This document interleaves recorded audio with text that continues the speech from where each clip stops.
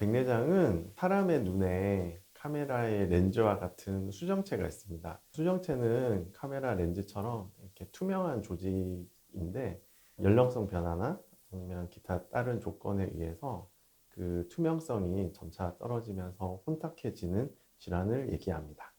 네, 백내장이 생기면 우선 빛이 깨끗한 수정체를 잘 투과를 하질 못하기 때문에 시력의 질이 많이 떨어지게 되고요. 밝은 곳에서 빛 번짐이라든지 아주 심한 경우에는 사물이 이중으로 겹쳐 보이는 증상들을 야기할 수 있습니다. 백내장 수술의 골든타임은 제가 생각하기에는 환자분이 가장 불편한 시점이라고 생각을 합니다.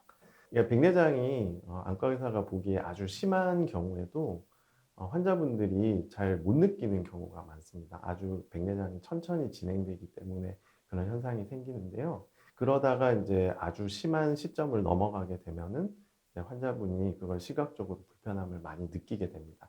그런 경우에는 수술을 지체 없이 하는 게 좋고요. 간혹 환자분이 증상을 느끼지 않음에도 불구하고 백내장으로 인해서 녹내장이 아주 이렇게 진행이 된다든지 기타 눈에 다른 악영향을 미치는 그런 현상들이 나타날 때는 증상이 심하지 않더라도 백내장 수술을 권합니다.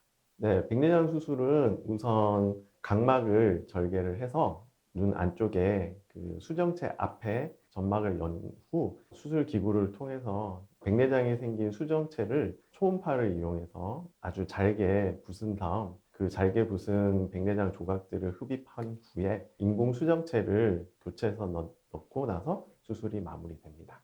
네, 인공 수정체는 크게 단초점과 다초점으로 나눌 수 있습니다. 이 초점 거리가 몇 개를 가지고 있느냐에 따라서 초점 거리가 하나만 있을 때는 단초점 렌즈라고 부르고 두 개 이상의 초점 거리를 가지고 있을 경우에는 다초점 인공 수정체로 부릅니다.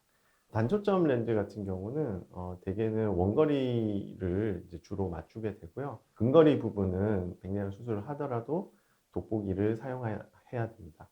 다초점 렌즈의 경우에는 원거리도 마찬가지고 중간거리, 근거리 모두 안경 없이 생활을 하게끔 만드는 특성을 가지게 됩니다.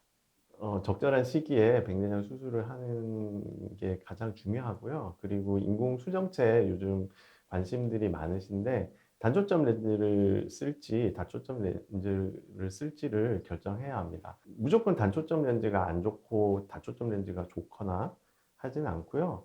눈의 상태에 따라서 단초점 렌즈가 더 맞은 경우도 있고 어떤 경우에는 다초점이 더 유용한 경우가 있기 때문에 자세한 검사와 상담을 통해서 결정하시는 게 좋습니다.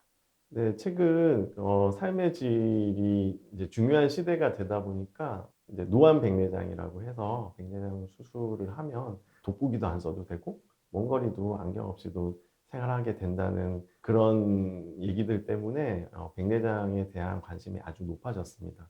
다초점 렌즈를 사용하는 노안 백내장의 수술이 무조건 다 좋다고 얘기할 수는 없습니다. 모든 수술들이 단점과 장점을 다 가지고 있기 때문에 그 장점과 단점에 대해서 충분히 설명을 들어보시고 고민하신 후에 수술을 결정하시는 것이 가장 좋겠습니다.